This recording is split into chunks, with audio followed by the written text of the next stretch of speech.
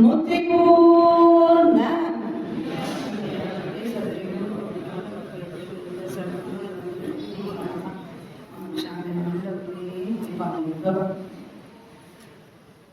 நம்ம ஷாலி சத்யா சொன்னாங்க, அக்கா பசி ஆறி முடிச்சதான் முதல் எண்ணிக்கைதான் அப்படின்னு சொன்னாங்க. அவங்க எப்பவுமே எனக்கு ஒரு டாஸ்க் கொடுக்கறது ரொம்ப பிடிக்கும். எப்பவுமே நம்ம சிவகாமன் பேசிட்டு போவாங்க, அடுத்தது எனக்கு கொடுப்பாங்க. அவங்க என்ன சொல்றாருன்னா, முடிஞ்சா எனக்கு தான் பார்க்கலாம் அப்படின்னு சொல்லுவார்.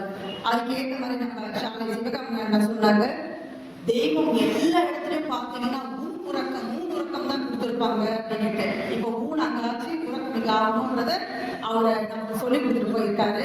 ஆனா நான் ஒண்ணு சொல்றேன்ப்பா, உங்ககிட்டதான் 2 பேர் கூடியிருந்தாலே அங்க தெய்வம் இருப்பாங்களா? இங்க ஒரு 250 பேர் கூடியிருக்கும். அப்போ அங்க தெய்வம் நிஜமா நம்ம கூட இருக்காங்க. தூங்குனா சாமி கண்ண குடிக்கணும். இனிமே உங்க பாட்டு சரிங்களா? உங்ககிட்டே கேட்டேன் நான். இங்க பார்த்தா நம்ம யாரு, நம்ம வில்லிவாக்கம் சபைங்கிறது பாடலுக்கு பேர் போன சபை. இப்படி முன்னாடி நான் எத்தனை தோத்திர பாடலன்னா ஷாலை அமுதம் உட்காந்துருக்காங்க. அப்ப நான் எங்க பாடுறது? கொஞ்சம் பயமா தான் இருக்கு. இருந்தாலும் முயற்சிக்கிறேன்.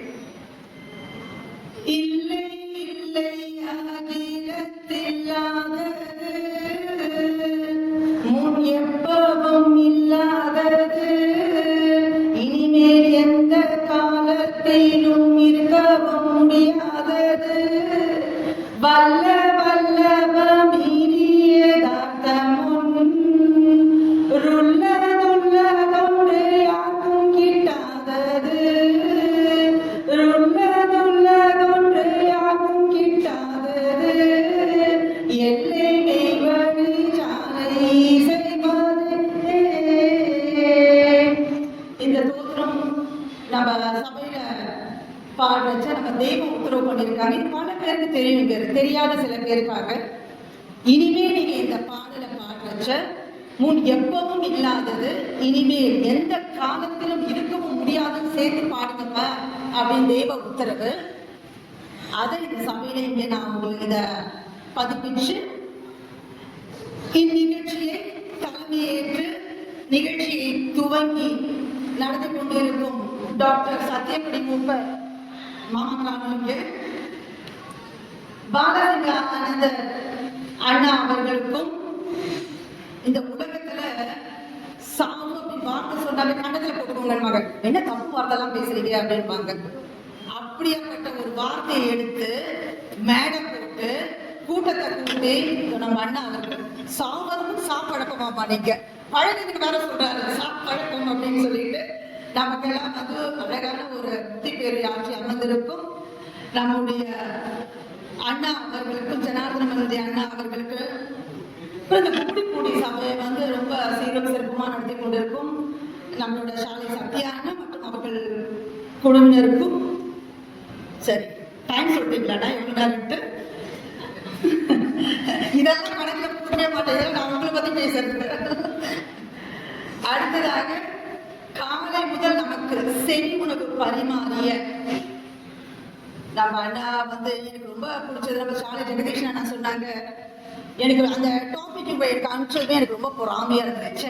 ஜீவதேகன் நமக்கு வர மாட்டாங்க, பேசுறதுக்கு ஓட்டாஞ்சலி எனக்கு தகுதி இல்லை, அவரே சொல்லிட்டாரு அண்ணாக்கு தான் பேசணும். இருந்தாலும் ஒரு தப்பா ஆசைதான், நம்ம வந்து அதெல்லாம் தப்பா பேசுவோம். அப்ப அவங்க அம்மா அப்படிலாம் இல்லம்மான்னு ஒரு உண்மையை சொல்லிட மாட்டாங்கன்னு ஒரு ஆசைதான் அப்படின்னு பொறாமப்பட்ட தலைப்பு வந்து அந்த ஜீவதேகம். இதுக்கு வரல அப்படின்னு ஒரு நான் நினைச்ச தலைப்பு வந்து அனுகிரகம். பாவம் அந்த அண்ணாக்கு என்ன புத்தகையோ தெரியல, அனுகிரகம் அது எந்த கொடுத்தாலும் அந்த திருமுகத்தை நான் பார்க்கணும்னு ஆசைப்படுறேன். அனுகிரகம் ஒரு தலைப்பை கொடுத்திருந்தாங்க. இப்படி பல தலைப்பு. நான் எதை சொல்றது, நமக்கு காலையில இருந்து நம்ம என்ன பண்ணிட்டு இருக்கோம்னா செவி உணவு செவிச்சுவை தான். எனக்கு 20 நிமிஷம் கூட வேண்டாம், நான் இப்போ இறங்கிக்கலாம். நம்மளுக்கு செவிச்சுவை தான் கேட்டுட்டு இருக்கோம் நம்ம காலையில இருந்து. அப்போ அந்த செவிச்சுவையை அழிக்க இனிமே நம்ம எனக்கு பின்னாடி ஒரு 2 பேர் வந்து அழிக்க போறாங்க. அவங்களுக்கு எல்லாருக்கும் மற்றும் இங்க கூடியிருக்கும் அனதாதிகள் பிள்ளைகள், அது சந்ததியர்களாக இருந்தாலும் சரி, நன்மணத்தினாக சரி, அப்படி என்னதான் அந்த கல்யாண மண்டபத்தில் நடக்குது பார்க்க வந்த பொதுமக்கள் யாருக்கா இருந்தாலும் எல்லோருக்கும் அந்த நல்லுள்ளங்களை அனைவருக்கும் என் நமஸ்காரத்தை தெரிவித்துக் கொள்கிறேன்.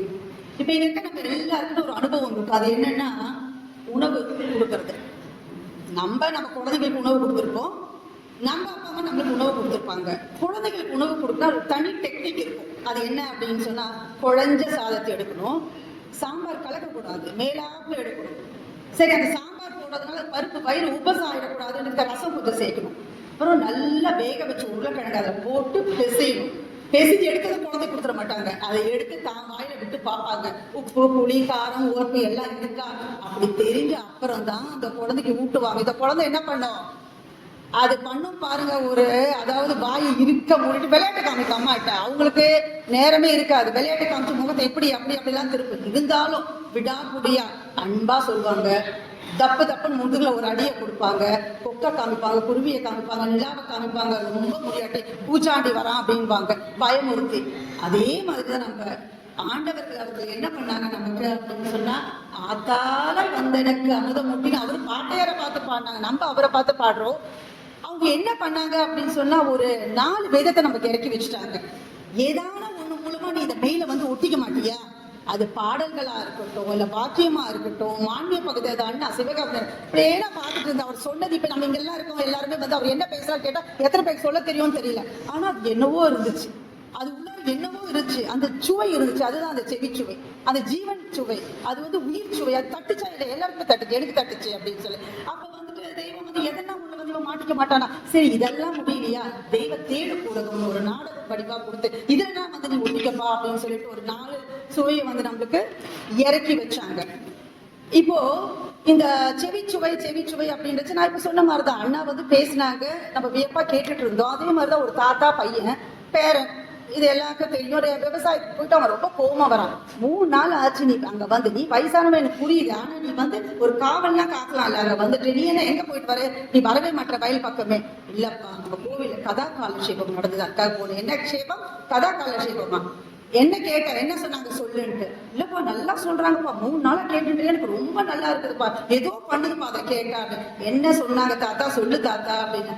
இல்லப்பா அது சொன்னாங்க, என்ன சொன்னாங்கன்னு தெரியல, என்ன சொன்னாங்கன்னு புரியல, 3 நாளா போயிட்டு இன்னும் 2 நாள் வேற போகணுங்கிற, இதெல்லாம் சரிப்பட்டு வராதுன்னு. சரி, இந்த 2 நாள் போகணும், என்ன பண்றதுன்னு தெரியல.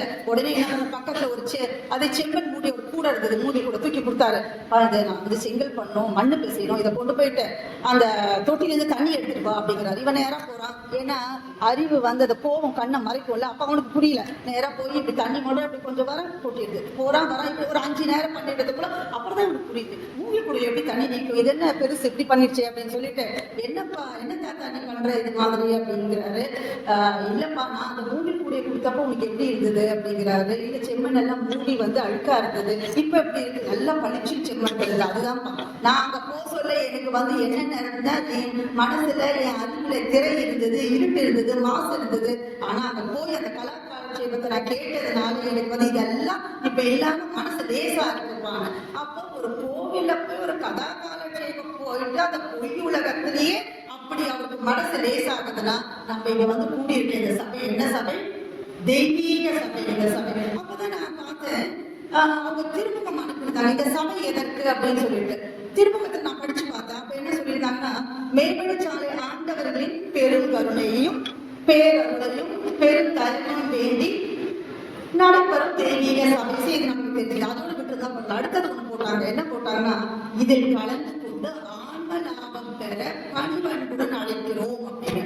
ஓஹோ, இங்க போன நமக்கு வந்து ஆன்ம லாபம் கிடைக்குது. அப்போ ஆன்மாவுக்கு நம்ம எந்த வேலை பண்ணாலும் ஒரு லாபத்தை கருதான், யாரும் நஷ்டத்துக்கு பாடுபட போடுறதுல, அப்போ அந்த லாபம் கருதான் இங்க வந்திருக்கோம் அப்படின்னு சொல்லிட்டு அண்ணா பேசிட்டு சொன்னாங்க. நம்ம என்னைக்கேனா எத்தனை நேரம் கொடுக்குறோம், அதாவது நம்ம என்னைக்கான யோசிச்சிருக்கோமா எவ்வளவு நேரம் கொடுக்குறோம் அப்படின்னு சொல்லிட்டு. அதே மாதிரிதான் நம்ம காலையில வந்தோம், பொங்கல் சாம்பார் சட்னி கார சட்னி வேணுமாக்கான்னு ஒரு பாப்பா கேக்குது, கேசரி வடை எல்லாம் கொடுத்தாங்க. இப்போ போனோம் கூட்டு பொரியல் அப்படின்னு ஒரு எல்லாம் பசியாகும். இப்ப சாமி இதுக்கு நடுவில் வேற ஒரு பிரஞ்சுன்னு ஒரு டேர்ம் வருது இப்ப எல்லாம். இது இடையில சாப்பிட்டா அது பிரஞ்சா, அப்புறம் ஈவினிங்ல ஸ்நாக்ஸ், நைட்டு போய் இப்படி சாப்பிட்டு இருக்குமே. அப்போ அந்த ஜீவனுக்கு என்ன கொடுக்குறோம் நம்மளுக்கு? 3 உணவு தெரியும் நமக்கு எல்லாம். ஒண்ணு வந்து தூள உணவு சொல்றாங்க, இன்னொரு வந்து என்ன உணவு சொல்றாங்கன்னா செடி உணவு, அதுதான் நம்ம இப்ப இன்னைக்கு எனக்கு கொடுத்துருக்கதால. இன்னொன்று வந்து அந்த சுவாசத்துக்கான உணவு, ஜீவாரி உண்ணுதற்கு சீமனம் மலப்படைத்தாங்க. இப்ப நம்ம கேட்டகுள்ள வந்துருவோம். அப்ப வந்து என்ன சொல்றாங்க அப்படின்னா, இந்த நம்மளுக்கு இந்த செடி உணவு கொடுக்குறாங்க. நம்மளுக்கு கேட்டுட்டு இருக்கோம் அப்படின்னு சொன்னா நாம எண்ணத்துல இருக்கோம், இங்க நம்ம என்ன பண்ணிட்டு இருக்கோம் அப்படின்னா அதுதான். இது என்னப்பா தனியா ஒரு தலைப்பு கொடுத்துருக்கு, இது காலையில இருந்து இதானே நடந்திருக்கு, செவி உணவு தானே கொடுத்துட்டு இருக்காங்க நம்மளுக்கு, அது செவி சுவை தானே அது அப்படின்னு சொன்னா காலையில 9 மணிக்கு ஆரம்பிச்சு ஒரு 4 மணி வரைக்கும் என்ன நடக்குதுன்னா இது என்ன நேரம், இது தவ நேரம்.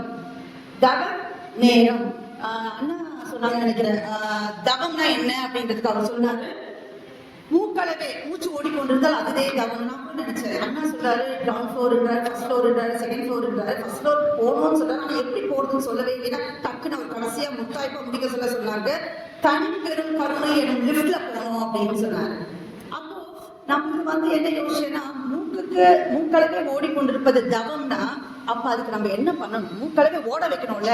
அப்ப நம்ம என்ன பண்ணணும், அதுக்கு ஒரு ஸ்டேர்கேஸ் படிக்கட்டு கொடுத்துருக்காங்க நம்ம தெய்வம். அது என்னன்னா, முன்பில்லாத முதல்வன் சன்னதியில் உன்னை எட்டி வைக்கின்ற வசனங்கள் எங்கு வெளியாகின்றனவோ அந்த எல்லைக்கு போய் அந்த தெய்வ தீர்ப்பு வசனங்களை கேட்பதுவே தவம்.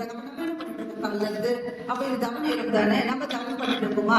அப்ப இன்னொரு கேள்வி ஒண்ணே வருது, இப்போ செவி உணர்வுல கேட்கறதெல்லாம் செவி உணவு ஆயிடுமான்னு சத்தியமா இல்லை. எல்லாமே செவி உணவு. காலையில வரும், அமுதா பார்த்தா, குமாரி அக்கா பார்த்தா, தீபா அக்கா பார்த்தா, அக்கா நல்லா இருக்கீங்களா, ரொம்ப நாள் கழிச்சு பார்க்கணும், அது சரி, அதோட நீ பாட்டுக்கணும். அதுக்கு அடுத்தது அக்கா மல்டி லெவல் மார்க்கெட்டிங் MTML இருக்காங்க, நீங்க 2 பேரும் கொடுத்தா 2 பேரும் கொடுக்கலாம், அங்க ஒரு பிளாட் இருக்காங்க, நீங்க அங்க வந்தீங்கன்னு சொன்னா அந்த வீடு இதெல்லாம் இப்ப செவி உணவு ஆகணும் முடியாது இல்லையா? சபைக்கு போறோம், புஸ்தகம் விசாரிக்கிறது தப்பு இல்லை, ஆனா அதையும் மீறி இது அதுக்கான இடம் இல்லை அப்படின்னு சொல்ல வர நம்மளுக்கு. வியாபாரம் இல்லை, வியாபாரம் பண்ணக்கூடாது இந்த இடத்துல அது இல்லாம நம்ம என்ன பண்ணணும்னா, அப்போ உண்மையான செவி உணவு என்ன அப்படின்னா, வீண் வார்த்தைகளை பேசக்கூடாது, வீண் வார்த்தைகளை பேச வேண்டும்.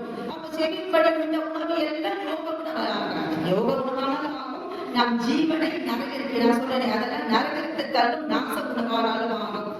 அப்போ தெய்வத்தில் கொண்டு இந்த ஒரே எல்லையில் தான் ஜீவ வாழ்வுக்கு வேண்டிய செவி உணவை ஜீவே மெய்கல்வி என்று நம்ம அண்ணா சுந்தரசேகரன் பேசுறாங்க. மெய்கல்வின்ற விளக்கத்தில் பெற முடியுன்ற உடனே ஒரு கேள்வி மனசுல தோணுது, அது என்ன சாலையில மட்டும் நம்ம சாலையில அதே உடனே ஒரு பதில் கொடுக்குறாங்க, படாம தலையில அடிச்சு, நீ சாலைன்னா அது முள்வேலி இட்ட இடம்னு நினைக்காதடா, அது ஒரு மெய்மேலி இருக்கு. உடனே இன்னொரு கேள்வி வருது, நாங்களே நிறைய பேருக்கு பிரச்சனையே இதுதான், இருக்கிறத வச்சு பாருங்கம்மா, இல்லாத எடுத்தீங்க அப்படின்னா இல்ல தெய்வம் நாங்க பார்க்கவே இல்லையே, தெய்வத்தை நம்ம கண்டு விசுவாசிக்கல, தெய்வம் அப்படி இருப்பாங்க இப்படி சொன்னாங்கன்னா அது முடியாது, முடிஞ்சு போச்சு. இப்ப என்ன பண்ண முடியும், நம்ம டைம் டிராவல் பண்ணி அங்க போயிட்டு வர முடியும், நம்மளுக்கு அது நம்ம கையில இல்லை. ஆனா இப்ப என்ன சொல்லியிருக்காங்க தெய்வம், நம்மளுக்கு வருங்கால தெய்வம் அண்ணா அழகா பேசுறது, இப்ப நம்ம என்ன பண்ணணும் அப்படிங்கிறது நமக்கு தெரியும்.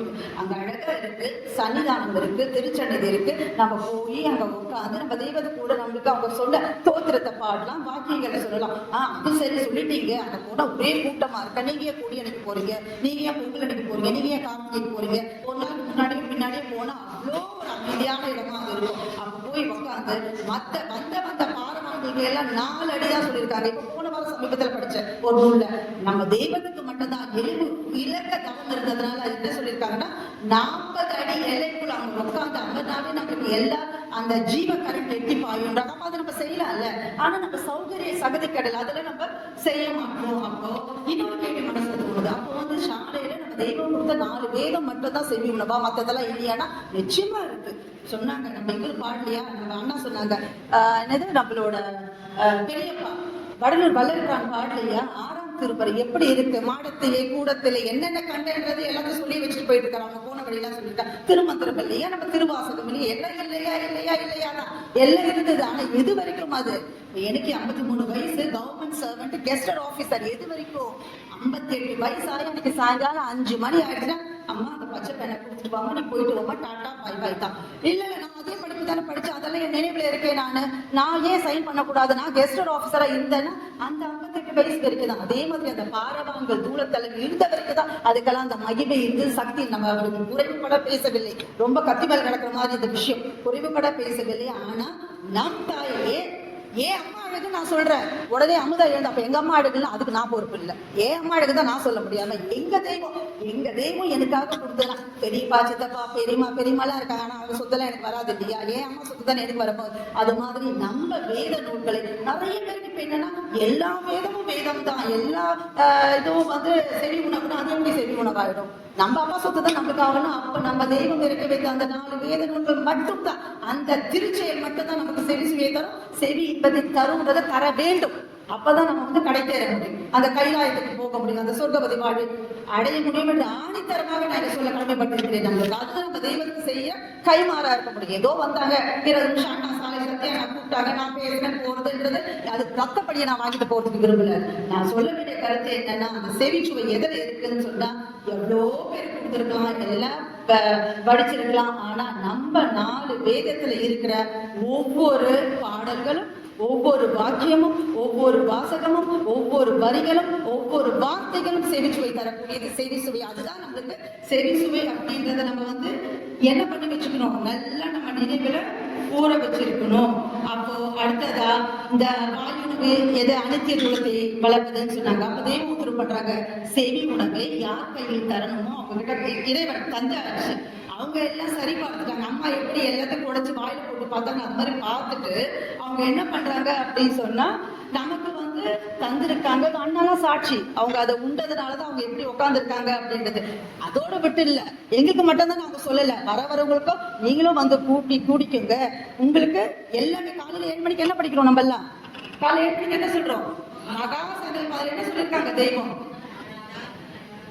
தொடர்ந்து கொள்வார் எல்லாருக்கும் ஆண்டவரின் ஆசீர்வாதம் அப்படின்ட்டாங்க. அது நம்மளுக்கு அதாவது ஒரு பட்டா எழுதி கையில கொடுத்துட்டாங்க, யாருமே ஒண்ணும் சொல்ல முடியாது. உங்களுக்கு வந்து கையில இருக்கு, பாருப்பா எங்க தெய்வம் சொல்லிட்டாங்க அப்படின்னு. அதனால நம்மளுக்கு அப்போ செவி உணவு செவியில பேசிக்கணும். செவியில பலன் என்ன அப்படின்னு சொன்னா, அதாவது நித்திய தேகம் எடுத்து வாழ்வதுதான் செவி உணவு பலன். அண்ணா பேசுறாங்க எத்தனை தூளம் அப்படின்னா பேசுறாங்க, நம்ம வெளியவே இருக்கும், இன்னும் இந்த தூள தேகத்துல இருந்து ஜீவ தேகத்துக்கு போவே இல்லை அப்படின்னு சொன்னாங்க. அப்போ எனக்கு இவங்க சொன்னாங்க, சரி ஜீவசுவை உயிர் சத்தியாக சொன்னாங்க, அக்கா செவி உணவு தான் ஒரு வாய்ப்பு கொடுத்துருக்காங்க, நீங்க ஜீவசுவை கூட பேசி கொடுக்கா அப்படின்னாரு. அப்ப நான் சொன்னேன், என் பொண்ணோட சேனலு ஜீவ அமுதுப்பா, நான் அந்த ஜீவ அமுதை நான் பரிமாறிக்கிறேன் அப்படின்னு சொன்னேன். அப்போ என்னன்னா, இப்போ நம்ம செவி உணவு நம்ம பரிமாற நீங்க கேட்டுட்டு இருக்கீங்க, அப்படி எது மூலமா பரிமாறுறோம், அதுக்குதான் தெய்வம் உத்தரவு பண்றாங்க. யமனிடம் கொண்டு போய் சிக்க வைப்பதும் உன் வாய்தான், அந்த யமன் பிடியிலிருந்து விலக்கி மீட்டு தெய்வத்திடம் கொண்டு போய் சேர்த்து வைப்பது காரணமாக இருப்பதும் அதே தாய் தான்.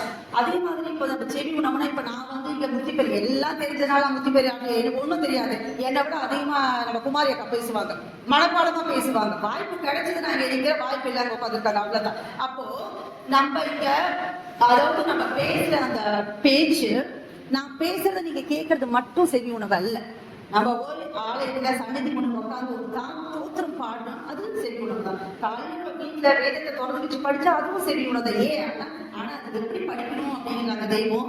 வாயு சொல்லும் ராகமையான செவி கேட்க வேண்டும். நீ வாய் முணுமுணுப்பு மருந்து படிக்கிறது அது பண்ணவே கூடாது அப்படிங்கிறாங்க தெய்வம். அப்போ செவி கேட்ட பின்னரே மனம் அதை தெரிந்து கொள்ளும், அதன் பிறகுதான் அறிவு உணர முடியும். வாய் மூடி கொண்டு படிக்கிற பழக்கம், அதாவது அதை திரைக்கிற பழக்கம் இந்த மேல்வழி கல்விக்கு ஆகவே ஆகாதுன்றாங்க. அதுக்குள்ள ஒரு விஷயம் சொல்றாங்க, நந்தி அதாவது நன்மை பயக்குகின்ற தீ அப்படின்றாங்க. அது எங்க இருக்குதுன்னு சொன்னா ஜலத்தினில் அக்னி உருவாய் இருக்குதுன்றாங்க. ஜலத்துல அக்னி நிற்குமாது, ஏதாவது தீ குடிச்சதுன்னா தண்ணி ஊத்துங்கிறோம் நம்ம. அப்ப அந்த ஜலத்துல அக்னி உருவாய் நிற்குதுன்னா ஆண்டவரோட சிருஷ்டி எப்படியாப்பட்ட சிருஷ்டியா இருக்கும் அப்படின்னாங்க. அப்ப தெய்வம் சொல்றாங்க, நீ வந்து அந்த ஜலத்துல அதுல வந்து மூழ்கி போறதுக்கு முன்னாடியே உனக்கு வந்து அந்த தவம் வந்து ஏறணும், தவம் விளையணும் அப்படின்றாங்க. அப்ப அந்த தவம் ஏறுவதற்கு நீ என்ன செய்ய வேண்டும் அப்படின்னா, நீதி ஆகிய, நீதினா என்ன, நன்மை நீதி என்ன, அதாவது மரணத்திலே நீக்குகின்ற தீ தான் அந்த நீதி. அப்போ நீதி ஆகிய அந்த திருமேனியரின் திரு அடி நிழலில் நீ தங்கி செவி உணவு உட்கொள்ள வண்ணம் இருக்க வேண்டும். அடுத்தது, அவ்வாறு இருந்தால் உன் பொய்மலங்கள் அனைத்தும் பொசுங்கப்பட்டு மெய் வீட்டில் குடியேற்ற பெறுவாய். நம்ம மேல்வழி பாலசிங்காரநாதன் மாமாவுக்கு நமஸ்காரத்தை தெரிவித்துக் கொள்கிறேன், இப்பதான் அவங்க வராங்க.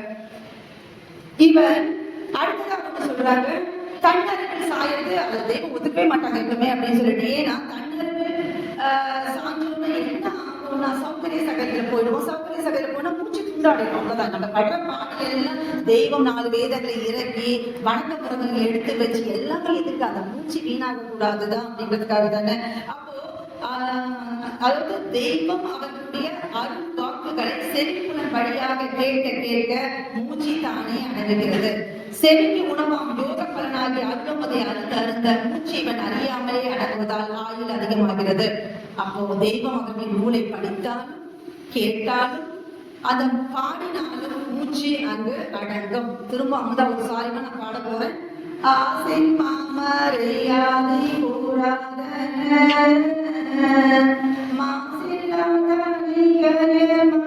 மகன் ஓசை கொண்ட நடனத்தாலை மானோ ஓசை கொண்ட நடனத்தாலை மானோ ஈசனாகும்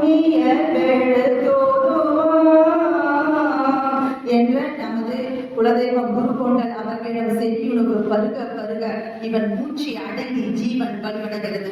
அவர்களிடம் அன்பு பெருகுகிறது. அந்த அன்பினால் இவன் சிவனாக பெறுகிறான். சிவனாக இருந்த குருவாகி குரு பரணாகமாகும் அளவதற்கு வளர்ப்பது எதுனா அந்த செவி உணவு தான், செவி அமுதுதான், அந்த ஜீவ சுவை தான், அந்த உயிர் சுவை தான். அப்போ ஆசான் மறுபிறப்பு பிறந்த பின் அடிக்கடி செவி உணவு அருந்தவில்லை என்றால் உடனே எல்லாருக்கும் கலக்கும். நம்ம எங்க பிறந்தோம் மறுபிறப்பு, நம்ம தான் தெய்வத்தை பார்க்க. அந்த எண்ணத்தை விட்டு ஒழிக்கணும். நம்ம தெய்வம் எங்க இருக்காங்க, நினைவுல எல்லாமா இருக்காங்க. தெய்வம் கேட்கிறாங்க, ரொம்ப பிளைனா சொல்றாங்க, நினைவெல்லாம் புத்தி அடைய போகிறதுன்றாங்க. திரும்ப திரும்ப நான் பார்க்கல என்ன அர்த்தம், அது மன உணர்ச்சல் காயம். நினைவுதான் புத்தி அடைய போகிறது. நான் எதனுடன் சம்பாஷித்து கொண்டிருக்கிறேன்னா உன் நினைவோடு தான் நான் சம்பாஷித்துக் கொண்டிருக்கிறேன். இதுல ஒரு தெளிவு வேணும். அப்படி இல்லைன்னா என்ன ஆயிடுது அப்படின்னு சொன்னா வீணா போய் சைத்தான் கிட்ட நம்ம மாட்டிக்கணும். எப்பவுமே வேதத்துல பொறுத்தவரை என்னோட எக்ஸ்பீரியன்ஸ சொல்றது சிவனே எடுத்துட்டா ஒன்றும் பிரயோஜனம் இல்லை. இந்த விளக்கம் தேடி போகணும்னு வச்சுக்கோங்களேன். இந்த டிக்ஷனரி பார்த்தா ஒரு விளக்கம் கொடுக்கலாம். இன்னைக்கு உங்களுக்கு காலையில ஜிபிஎஸ் எங்க வீட்டுக்காரங்க கூட நான் அதை ரைட் இருந்து இது லெஃப்ட் இருக்குது, எங்க தப்பா போதுமோ அங்கிருந்து திரும்ப வழி காமிக்குது. அப்புறம் கார்னுடைய பிரிட்ஜ் எடுத்து 11 கிலோமீட்டர் போயிட்டு திரும்ப 11 கிலோமீட்டர் 22 கிலோமீட்டர் எக்ஸ்ட்ரா போயிட்டு போறோம். ஏன்னா அது காமிச்சதுனால தெரிஞ்சிருந்தா ஒன்றும் பிரயோஜனம் இல்லை. எப்பா வாய் வழியா ஒருத்தக்கிட்டப்பா கும்படி பூடி போனோம் நம்ம எங்க அந்த ஜிகே கல்யாணம் எடுத்து அழகா சொல்லியிருப்போம். இதெல்லாம் தேவையில்லாத வேலை நமக்கு. இதை போட்டு அதில் விளக்கம் தேடி போனா அவங்களுக்கு என்ன அறிவு இருக்கோ அதுபடியே நம்மளை கைட் பண்ணிட்டு நம்ம எங்க போய் சேரணுமோ அந்த இடத்துக்கு சேர முடியாம போயிடும். அதனால சிவனே மூலமந்திரம் சொல்லி போதுங்கிறாங்க. ரொம்ப தெரிஞ்சுட்டு என்ன பண்ண போறாங்க, அவங்க சமைச்சாச்சும் கையில கொடுத்தாச்சு. அந்த பாதாமக்கால எண்ணெய் போட்டிருந்தாங்க, சக்கரை போட்டிருந்தாங்க, ஸ்டீவியா போட்டிருந்தாங்க, வெள்ளம் போட்டிருந்தாங்க, இனிக்குதான் சாப்பிட்டு போங்க. அதுதான் என்னோட வேண்டுகோள். இது ரொம்ப மனவருத்தத்தோட சொல்றேன். இது பல பேர் கேட்டா போன் பண்ணுவாங்க, அக்கா அந்த அண்ணா இதை சொன்னாருக்கா, இந்த அண்ணா இதை சொன்னாருக்கா, நீ ஏப்பா அந்த அண்ணா கிட்ட போய் நீ கேட்ட, நீ வேத நூல் இருக்கா அதை எடுத்து வச்சு படி. இப்பெல்லாம் முன்ன காலத்துலலாம் அப்படி இல்லை. நான் போயிட்டு கோபி மாமா இருப்பாங்க, நம்மளோட வைத்தியர் மாமா இருப்பாங்க, சிவசேவ மாமா இருப்பாங்க, சொக்கலிங்க மாமா இருப்பாங்க.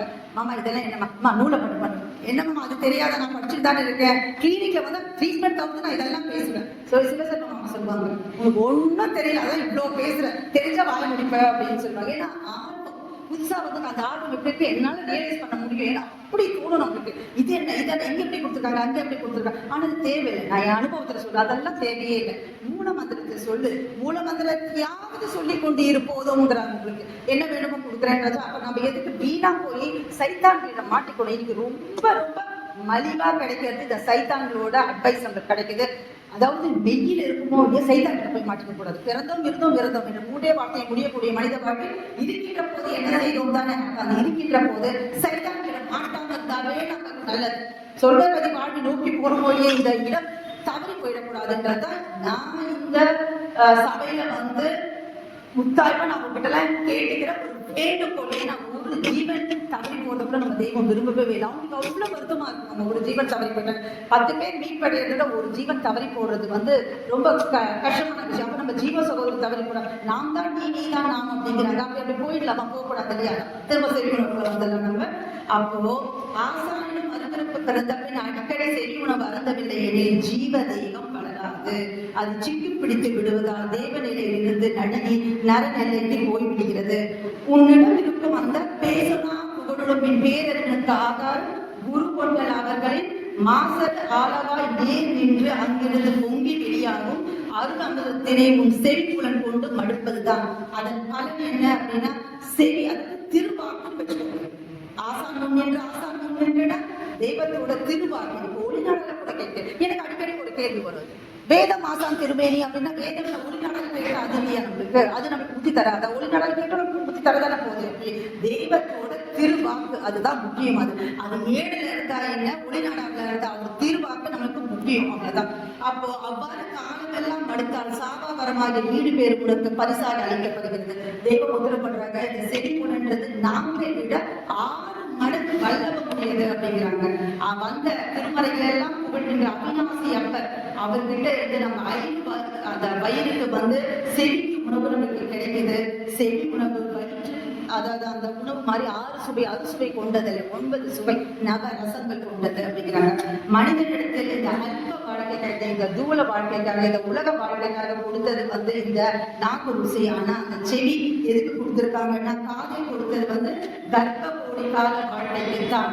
அப்போ காதாகிய அறிவு, அதுல செவி உணவு எடுத்து அந்த அறிவு வரையில நாம வளர்க்கணும்.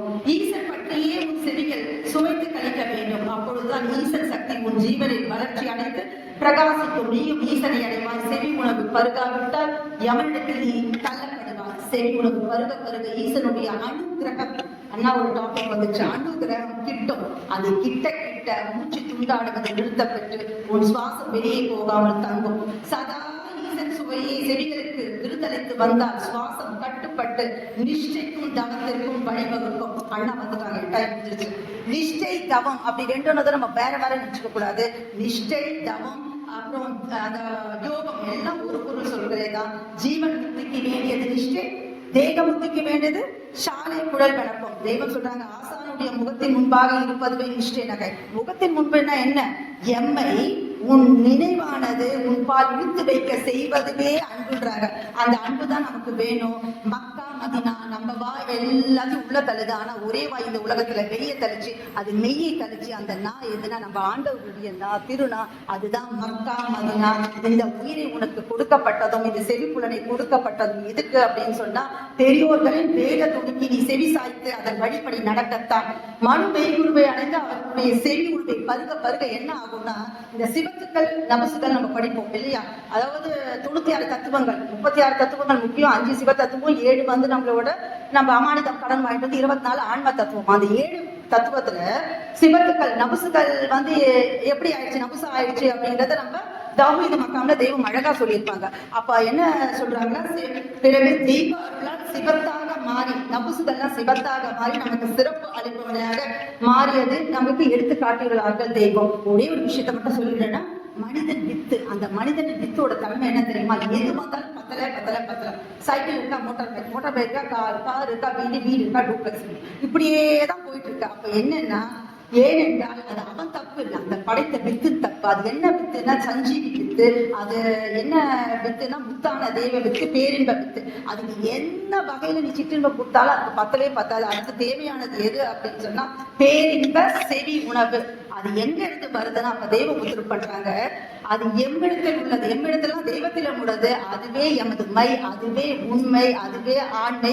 உன்னிடத்தில் பெண்மை இருந்தால் நீ அதை அனுபவித்துக் கொள்ளலாம் அப்படின்றாங்க. ஒரே ஒரு வாக்கியம், நீ மறுபிறப்பு புகழுடம்பு பெற்று, அதாவது பெற்றோர் எடுத்து அடுத்தடுத்து செவியுணவு பெறுவை, அதாவது பருகவில்லை எனில் வாயுண்ட வற்ற தூளம் சாவுதல் போல், அதாவது சொல்லுவாங்க, உணவுற உடல் உறும், உணவர உடல் அரும்ட்டு. அதே மாதிரி செவி உணவற்ற புகழொடுப்பு போய் பொய் உடம்பா மகனே உஜாருங்கிறாங்க. மண்ணுல ஒரு வித்தை போட்டா உங்களுக்கு என்ன வேணும்? தண்ணி ஊற்றணும். அதே மாதிரி ஜீவ வித்து புத்தி வித்தாக விளைய வேண்டுமானால் தவ ஆவியாகிய அருள் அமுதை பெற வேண்டும். அதுவே செவி உணவு. அதாவது குளவி சிறு புழுவெடுத்து கூட்டிலிட்டு நீங்க ஆரம்பித்து சாதாரண குழந்தையாக புதுமாற்றம் செய்யும்னா, அது பர்கரோ பீஸாவோ காய்ச்சி பத்திரியோ கொடுக்கறதில்ல. ஒரே ஒண்ணு கொடுக்குது. அது என்னன்னா ரீங்காரத்துடி புஸ்ன்னு ஒரு சவுண்ட். அதை நினைக்கிறச்சு அதுக்கு அப்படியே உடல்ல நடுங்கி. அந்த செவி உணவு தான் அந்த சாதாரண புண்புழுவை. அண்ணன் அழகா சொல்லுவாங்க விளக்கம் அதுக்கு. அந்த புண்புழுவையை நம்மளோட சம்மந்தம் அண்ணா லாஸ்ட் கூட வீட்டுல வந்து அந்த சப்ஜெக்ட பேசுறாங்க சபையில. அப்போ அந்த புண்புழுவை ஒரு பறக்கும் வண்டாக மாத்துதுன்னா, அது எது மாத்துதுன்னு சொன்னா அது செவி சுனை மட்டும்தான் மாத்துது. புறத்தூய்மாய் எதனால விளையும் நமக்கு தெரியும், அது நீரால் அமையும். அகத்தூய்மை எதனால வரும் அப்படின்னா, மெய்ஞான செம்மலின் வாய்மையாக வாய்மொழியை கேட்க வேண்டும். அப்பதான் ஜீவவித்தை தேவவித்தாக மாற்றி விளைவேற்ற அருளமத தேவாவியை செவி உணவு நமக்கு கட்டாயம் வேண்டும். அப்போ ஜீவனை வந்து நம்ம மண்ணில் போட்டா நம்மள இன்னைக்கு உலகாயுதம் பண்ணி பேசுறோம். அதுக்கு தெய்வம் வந்து எலும்பு உலக தவம் இருந்தாங்க. ஒரு வந்து பெண்ணை ஆணா மாத்துறது எவ்வளவு கஷ்டமோ அது மாதிரி ஒரு ஜீவ பிரயாணம் கொடுக்கறது அப்படிங்கிறாங்க. இன்னும் மண் தீங்கல பூமாதேவி காப்பானா ஏன் அப்படின்னா அறிவடைய பெட்டமாக ஆகிவிட்டது. ஏன் அப்படின்னா தெய்வத்தோட கருணை இறக்கம் கூட செவி உமது உண்டதா செவி சுவை அறிந்ததா. அப்போ யமன் கையில் இருந்து ஒருவனை தப்புவித்து எவர் உதவியும் வந்து எட்ட முடியாத அந்த யமன் பதி எல்லையே யமன் கையை கட்டி விட்டு நம்ம அங்களை காப்பாத்துறாங்க ஒருத்தர் அப்படின்னு சொன்னா அப்ப அவனுக்கு அது திருத்தலம் ஆகிறது. அப்ப அவனுக்கு எல்லாமே கிடைக்குது அந்த இடத்துல. எப்படி கிடைக்கும் அப்படின்னு சொன்னா அவன் நாமெல்லாம் மெய்யில் ஒட்டி இருக்க வேண்டும். அவர்களுடைய திருவாக்கு நமக்கு முடிஞ்சிருச்சுங்கன்னா சுவைப்பட இருந்து செவிச்சுவை தந்து ஜீவச்சுவை அறியதை நாம் ஏற்றுக்கொண்டும் மடுத்தால் அவர்கள் அன்பும் இறக்கமும் நமக்கு கிடைத்து நமக்கு அந்த சாவா வரமும் கிடைக்கும். அப்ப நாம எல்லாரும் என்ன பண்ணணும் அப்படின்னு சொன்னா இந்த அண்ணா செவி உணவு கொடுத்தாங்க, அது செவி விருதா. நான் இந்த சபையில கூட பங்கிக்கிறதுக்கு வைக்கிற தலைப்பு என்னன்னா ஆன்மாவின் ஆனந்த அமுதம். நம்ம வாய்க்கு இவ்வளோ கொடுத்துட்டு இருக்கோம், அந்த ஆன்மாவுக்கு ஒரு உணவு கொடுக்க வேண்டாம், ஒரு அமுது கொடுக்க, அது ஆனந்த அமுதாவே நம்ம கொடுப்போம் அப்படின்ட்டு தினம் தினம் அது உண்டவே. அது நம்ம உண்ணணும்னா எது வரைக்கும் ஒரு கேள்வி வருது. அது எது வரைக்கும் அப்படின்னா அதாவது அதாவது எவ்வளவு நாள் இறுதி பரியந்த வரை அதை உண்ண வேண்டும். நிலைத்து நின்றவரை நிச்சயமாய் வாய்க்கும் அந்த பரமபத சொர்க்கபதி வாழ்வு மீண்டும் மீண்டும் முத்தி பேர் தொடரும். நமஸ்காரம்.